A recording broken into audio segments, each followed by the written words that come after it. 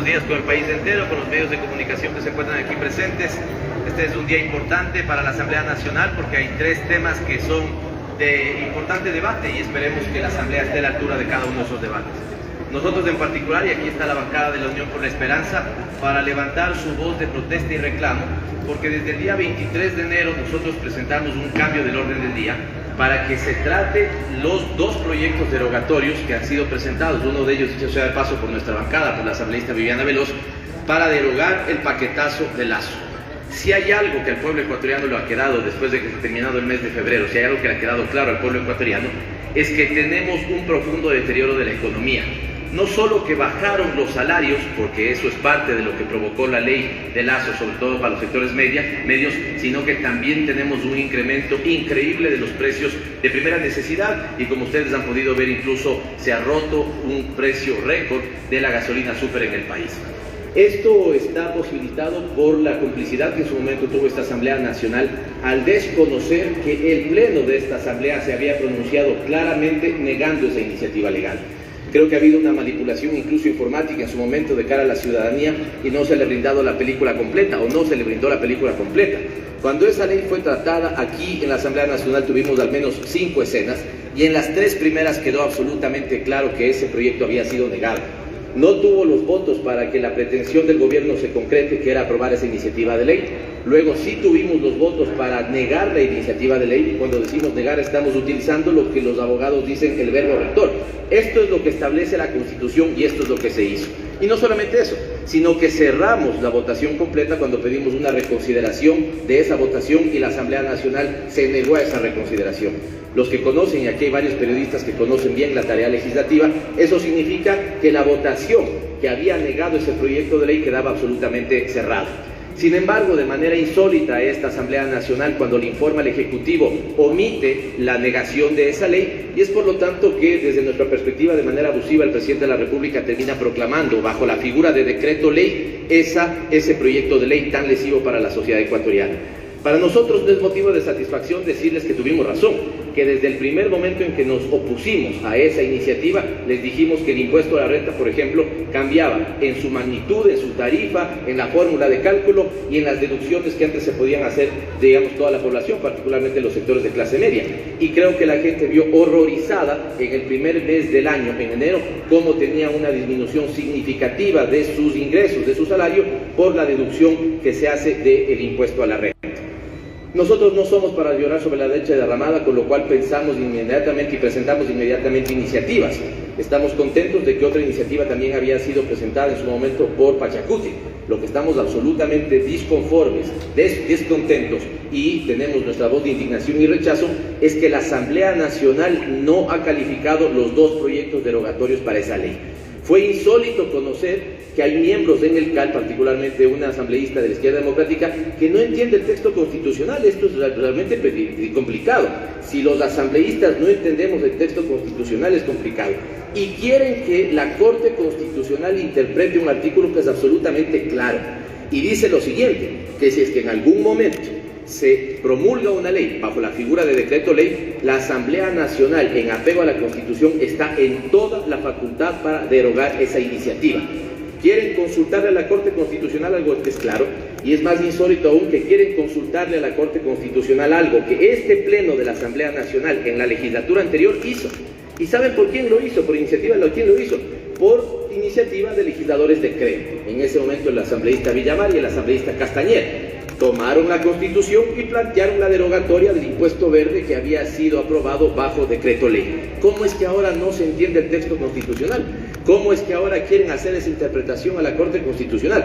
Por lo tanto, es obligatorio que los dos proyectos, y nosotros apelamos sobre todo porque fue presentado por mi compañera Viviana Veloz, sea calificado y entre en tratamiento. Será el Pleno de la Asamblea Nacional en el que el debate decida si es que hay o no hay los votos. Yo creo que sería una locura que ya viendo el impacto económico que tenemos en la sociedad, aquí se votara de manera distinta. Nosotros absolutamente claros desde el inicio plantearemos la derogatoria de esa ley, pero insisto, nos preocupa que no se haya sido calificado. Y solo cierro diciéndoles que Si ya no calificaron, lo cual era de materia o de tratamiento normal en el CAL, sino que quieren consultarle a la Corte Constitucional, insisto, el 23 de enero yo presenté un proyecto de cambio del orden del día que fue aprobado por más de 90 votos en esta Asamblea y que le dispone, porque aquí tengamos claro también una cosa para los que hacen comunicación, el máximo órgano de la Asamblea Nacional no es una persona, son 137 asambleístas cuando se reúnen en el Pleno. Y el Pleno tiene toda la posibilidad de disponerle al Consejo de Administración Legislativa a calificar esa iniciativa legal. Debería, y aquí una advertencia para ustedes, debería en principio tratarse el día de hoy. Al momento de terminar la votación sobre el tema de aborto debería tratarse esto. Con lo cual advertimos, y con esto termino, que no permitiremos ninguna maniobra para que la Asamblea Nacional, representante del pueblo ecuatoriano, debata y desde nuestro punto de vista vote favorablemente por la derogatoria de esa ley tan lesiva para la sociedad ecuatoriana. Muchísimas gracias.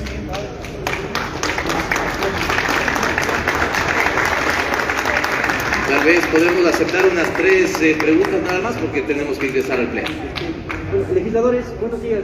Legislador, en cuanto a tiempos, ¿cuál es la expectativa que ustedes tienen justamente de los pedidos que ustedes están efectuando hoy, tomando en cuenta de que ya está en vigencia el nuevo impuesto a la renta, por ejemplo? Y la segunda, ¿cómo cala en ustedes, que están ahora pidiendo incluso la derogatoria y que han presentado pedidos en la Corte Constitucional, el anuncio del presidente de ayer, de que es posible de que se revise la decisión que el gobierno tomó en torno a esa reforma tributaria, por un lado? Y la otra, aprovechando la oportunidad, ¿cuál va a ser la postura de ustedes en torno a la votación del aborto hoy? ¿Decidieron mismo dejar a libertad para la votación de los legisladores? ¿Cómo ven el cambio que se incorporó del tema de la temporalidad? ¿Hay o no la voluntad para apoyar esta propuesta? Gracias. A ver, voy con lo primero. En temas de tiempos, estamos todavía deberían pasar 30 días máximo para que el cambio del orden del día que yo había presentado se trate. Con lo cual lo de hoy también es una, si ustedes quieren, cordial invitación al CAN y a la presidenta de la Asamblea de que no dilate ese tema, de que lo debemos tratar el día de hoy, ¿no es cierto? Y esto es para nosotros mandatorio. Usted me hace otra pregunta respecto de tiempos y temporalidad, ligado con el anuncio del presidente de la República. El presidente de la República se ha dado cuenta del golpe que le metió a los sectores de clase media, a las pequeñas y medianas empresas.